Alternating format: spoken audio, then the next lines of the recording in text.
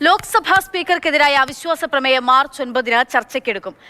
ചർച്ചയ്ക്കൊടുവിൽ പ്രമേയം വോട്ടിനിടും. പ്രമേയത്തിൽ തീരുമാനമാകുന്നവരെ ലോക്സഭയിൽ അധ്യക്ഷത വഹിക്കില്ലെന്ന് ഓം ബിർള വ്യക്തമാക്കിയിട്ടുണ്ട്. പി ബസന്ത് വിവരങ്ങളുമായിട്ടുണ്ട്. ബസന്ത്, ഈ പ്രമേയത്തിൽ തുടർ നടപടികൾ എങ്ങനെയാകും? പ്രമേയം 9 ചർച്ചയ്ക്കെടുക്കുമെന്നാണ് പാർലമെന്ററി കാര്യമന്ത്രി കിരൺ റിജ്ജു അറിയിച്ചിരിക്കുന്നത്. 9 ചർച്ച ചെയ്ത് പ്രമേയം വോട്ടിനിടും.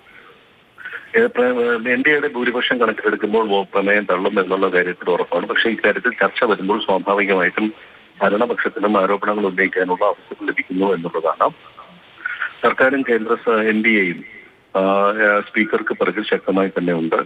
അദ്ദേഹമാണ് നാളെ ബംഗ്ലാദേശിൽ പുതിയ സർക്കാരിന്റെ സെക്രട്ടറി ജനറൽ ഇന്ത്യയെ പ്രതിനിധീകരിക്കുന്നത് എന്നുള്ള കാര്യം ഉറപ്പാണ്. സ്പീക്കറാകട്ടെ സഭയിൽ ഈ പ്രമേയത്തിൽ തീരുമാനമാകുന്നവരെ വരില്ല എന്ന് വ്യക്തമാക്കി.